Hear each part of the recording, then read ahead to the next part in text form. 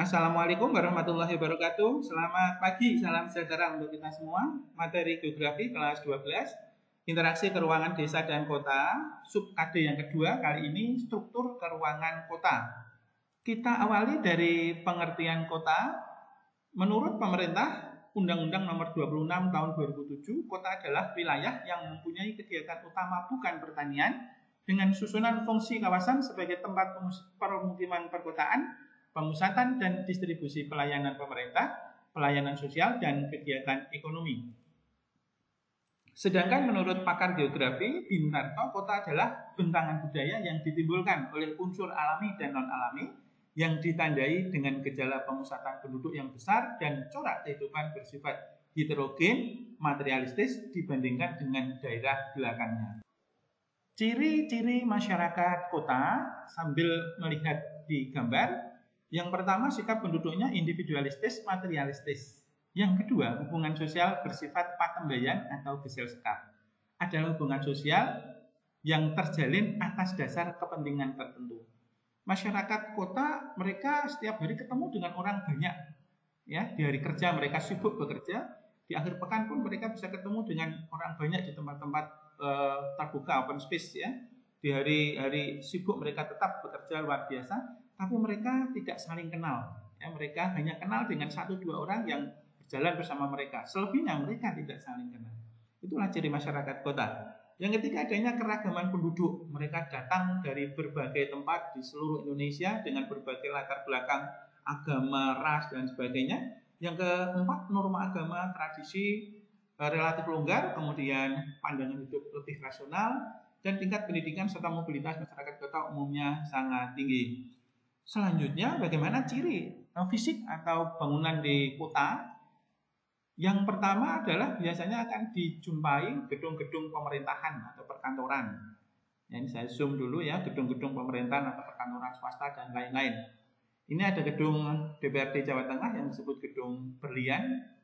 Ini gedung kembar, gedung pemerintah provinsi, gubernuran, gedung kejaksaan tinggi, gedung-gedung pemerintah. Di sini juga demikian. Kemudian yang kedua, terdapat sarana prasarana umum yang lain, mal, pusat perbelanjaan, dan sebagainya. Ini kawasan Simpang 5 Semarang, ada pusat perbelanjaan Mall Ciputra, ada Mall Simpang 5 atau Mother Department Store, ada Hotel Wiskin 2 atau 3 ya di sini. Kemudian ada Mall Ciputra tadi. Kemudian di sepanjang Jalan Pahlawan juga ada perhotelan, mal-mal yang lain. Kemudian terdapat alun-alun atau open space, ini Simpang 5 yang ramai ketika akhir pekan. Kemudian segregasi keruangan ya. Yang keempat ciri fisik kota, segregasi keruangan itu adalah pengelompokan kawasan tertentu seperti perkantoran tersendiri, perdagangan tersendiri, kawasan industri. Nah, ini seperti kawasan industri Pasadena di daerah kawasan industri Candi di daerah Pasadena, Semarang. Selanjutnya kita akan membahas tentang klasifikasi kota. Klasifikasi kota yang pertama menurut jumlah penduduknya dibagi 5, kota kecil, sedang, kota besar, metropolitan, dan megapolitan. Ya, megapolitan. Ini jumlah penduduknya bisa kalian lihat sendiri. Kita akan sorot yang besar ya, berarti kota metropolitan yang berpenduduk di atas 1 juta sampai 5 juta. Kita bisa mencatat di Indonesia hingga 2015 ada 8 kota metropolitan yang berpenduduk di atas 1 juta. Kota metropolitan mandiri ya. Mandiri itu maksudnya berdiri sendiri, bukan penduduknya banyak karena luberan dari kota besar. Seperti sekitaran Jakarta itu banyak kota-kota berpenduduk di atas 1 juta. Bahkan di tahun 2020 di Indonesia kota mandirinya sudah 10, ditambah 5 kota dengan populasi di atas 1 juta, bahkan sampai 2 juta lebih. Bekasi, Depok, Bogor, Tangerang Selatan, dan Tangerang, itu berarti Indonesia sudah memiliki sekitar 15 kota metropolitan di Indonesia. Selanjutnya, menurut fungsinya kita bisa melihat sambil melihat gambar supaya mudah untuk memahaminya. Ada 6 kota. Yang pertama kota pusat perdagangan, yang kedua kota pusat pemerintahan, 3 kota pusat kebudayaan, 4 kota pusat produksi, dan 5 kota pusat rekreasi dan kesehatan. Rekreasi dan kesehatan saya gabung ya. Ada 5 kota menurut fungsinya. Kita bisa zoom di sini. Ini saya berikan contoh kota pusat perdagangan seperti Jakarta, Singapura, Shanghai, Bremen, Rotterdam. Ini adalah contoh kota Rotterdam sebagai pelabuhan yang memiliki pelabuhan tersibuk di Eropa. Kota pusat kebudayaan dan agama ya di Mekah, pusat Muslim dunia, Vatikan, pusat Katolik dunia, Yerusalem, pusat Muslim, Katolik dan Yahudi ya, juga pusat kebudayaan Solo, Jogja dan sebagainya. Kota pusat produksi contohkan Surakarta ya, kota di pantai timur Sulawesi Tengah ya. Ini pusat nikel Indonesia, dan kota pusat rekreasi dan kesehatan Bandungan itu bagi masyarakat Semarang sekitarnya, kemudian Puncak bagi masyarakat Jabodetabek, ada lagi Batu bagi masyarakat Surabaya dan Malang.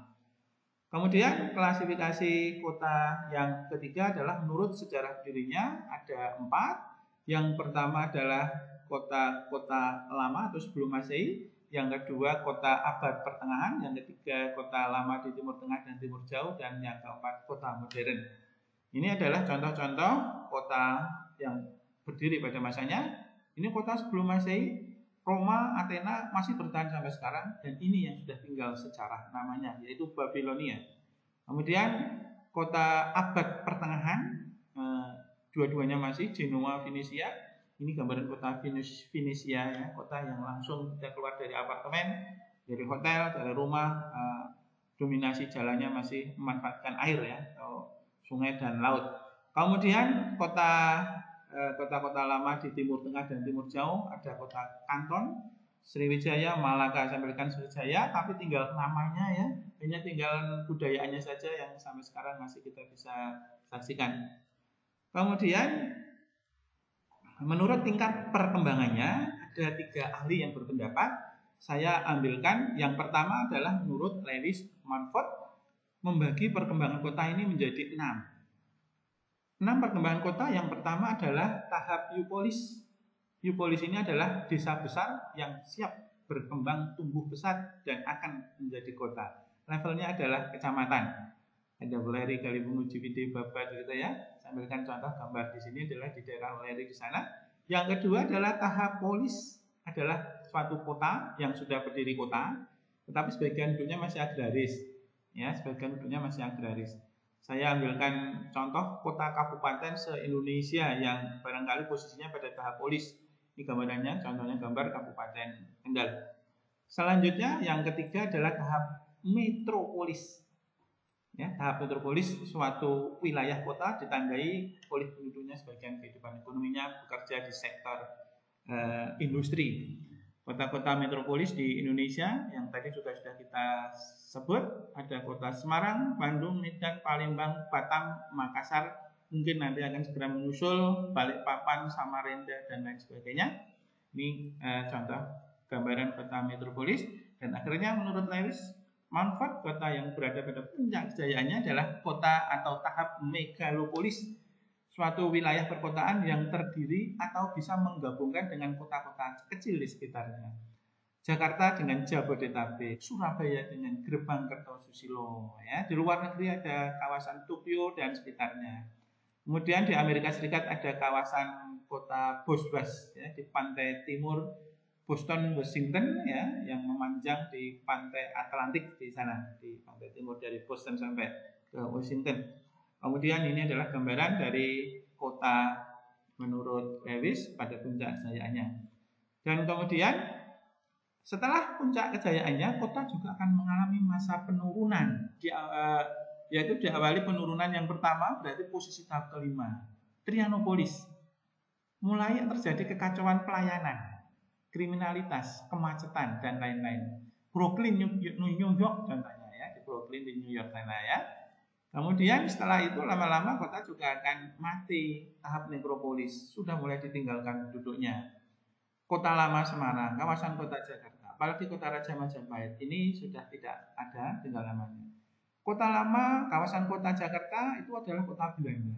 Setelah Indonesia merdeka, penduduknya orang-orang Belanda pulang ke sana, sehingga kawasan kota lama Semarang ini menjadi kumuh ya, bangunannya menjadi tidak terurus, jalan-jalannya saat itu terbengkelai, bahkan penuh kubangan air, kotoran dan sebagainya. Beruntung revitalisasi pemerintah kota membuat kawasan kota lama di Semarang ini sekarang menjadi objek wisata yang sangat menarik bagi warga Semarang dan Indonesia pada umumnya. Dan inilah beberapa contoh kota lama yang sekarang barangkali sebagian tinggal menjadi objek wisata. Ada Petra di Yordania, bab 1. Ada Palmyra di Syria, kemudian Vijayanagar di India, Ephesus di Turki, dan juga kota-kota lain seperti Machu Picchu di Peru, di lembah Sungai Nil ada kota Memphis, kota Tebing, kemudian ada Angkor Wat di Kamboja, dan juga ada kota Pompeii di Italia yang hilang karena tertimbun akibat letusan gunung Vesuvius. Selanjutnya perkembangan kota menurut Taylor. Taylor membagi kota menjadi 4. Yang pertama tahap infantil adalah tahap awal pertumbuhan kota ditandai dengan ini, saya zoom, tempat komersial masih menyatu dengan tempat tinggal. Saya gambarkan ini ya, toko di desa yang belum terlalu ramai. Ya, mereka siang hari berjualan di depan rumahnya, malam hari tidurnya juga masih di sini. Ini tahap infantil. Kemudian tahap yang kedua adalah tahap juvenil, ditandai dengan mulai terpisahnya wilayah komersial dengan tempat tinggal, sehingga muncul kawasan perumahan di luar kawasan perdagangan. Ya, levelnya kabupaten atau ibu kota provinsi. Ini saya gambarkan wilayah kota yang sudah mulai ramai, sehingga kalau malahnya tempat tinggal di sini, tentu mereka sudah tidak nyaman. Tahap yang ketiga, kalau menurut Lewis Manfred ada tahap megalopolis, kalau menurut Taylor adalah tahap matur. Tahap puncak dari kejayaan sebuah kota, munculnya berbagai kawasan seperti kawasan industri, perdagangan, perumahan, kesehatan, pendidikan, dan sebagainya. Ya. Ini kota-kota pada tahap matur di Indonesia adalah sama dengan metropolis dan megalopolis kalau pada saat menurut Manfred Lewis. Ini ada gambaran kotanya adalah mulai dari level kota Balikpapan, kota Makassar, meningkat ke kota Medan, bahkan kota megalopolis atau kota matur, tahap matur selevel Singapura. Dan di dunia kita bisa menyaksikan kota-kota yang saat ini sedang berada pada puncak kejayaannya di seluruh dunia. Kita bisa saksikan ada kota Dubai, kota yang tidak pernah berhenti membangun dengan gedung gedung tertinggi di dunia, Burj Khalifah-nya, ya, menara Khalifah di Dubai di Uni Emirat Arab. Shanghai dengan menara tertinggi kedua di dunia, padahal di sekitarnya juga penuh gedung-gedung pencakar langit. Ada Mekah, pusat Muslim dunia, terdapat menara Jam, Abraj Al-Bait tertinggi ketiga di dunia. Ada kota Shenzhen di Cina yang penuh dengan bangunan pencakar langit. Ini bangunan tertinggi keempat ya. Dan kota modern dengan kelompok musik BTS-nya ya di Korea Selatan, kota Seoul, menara tertinggi ke-6, gedung tertinggi ke-6 di dunia. Dan ibu kota bisnis dunia yang selama ini disandang New York ini ya sudah mulai terancam karena munculnya kota-kota top di dunia dengan Freedom Tower-nya menggantikan WTC atau gedung pusat perdagangan dunia yang runtuh akibat tragedi 11 September ya, 11 September. Dan setelah kota mencapai puncak kejayaan, menurut Taylor, kota pun akan mulai mengalami kemunduran. Itulah tahap atau stadia senil. Tahap mundur ditandai dengan berkurangnya aktivitas perdagangan sampai akhirnya kota tersebut mati ya, mati. Ini contohnya kota-kota yang tinggal namanya, dan di Indonesia yang sudah tidak ada lagi, tetapi peninggalannya jadi objek wisata. Seperti kota Praja Kerajaan Mataram Hindu atau Mataram kuno, tentu di sekitar Candi Borobudur dulunya adalah kawasan pemerintahan dari Kerajaan Mataram kuno ya. Ini ada pusat pemerintahan Kerajaan Khmer Kamboja yang pernah berjaya di Asia Tenggara, dan yang terbaru yang diakui sebagai warisan budaya dunia atau cagar budaya dunia oleh WHO adalah Medina Zara di Cordoba, Spanyol yang sudah ditinggalkan oleh Muslim. Pada masanya dulu adalah kota yang sangat ramai. Kemudian yang terakhir sekarang perkembangan kota menurut J.M. Houston ya. Kalau yang lain tadi ada masa kemunduran, Houston ini tidak mendata di masa kemunduran. Dia membagi kota menjadi 3 tahap. Yang pertama adalah tahap pembentukan inti kota nuclear phase ditandai dengan pembentukan CBD, kota masih sempit. Kemudian tahap yang kedua adalah tahap stadium formatif, perkembangan kota, sektor industri perdagangan tumbuh pesat. Kota melebar ke sepanjang jalan di kanan kiri depan belakang begini ya.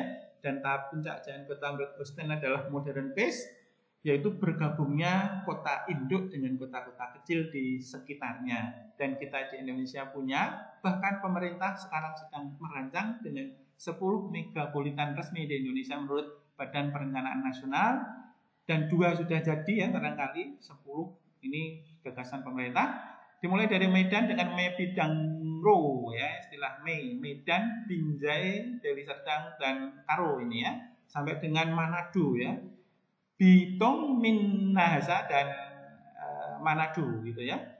Kita Semarang ada Kedung Sapur, Kendal, Demak, Ungaran, Semarang, dan Purwodadi. Jakarta, Jabodetabek, dan Gerbang Kertosusulo inilah yang baru jadi di Indonesia. Inilah perkembangan kota-kota di Indonesia dan di dunia. Terima kasih atas perhatiannya. Mohon maaf atas segala kekurangan. Wassalamualaikum warahmatullahi wabarakatuh.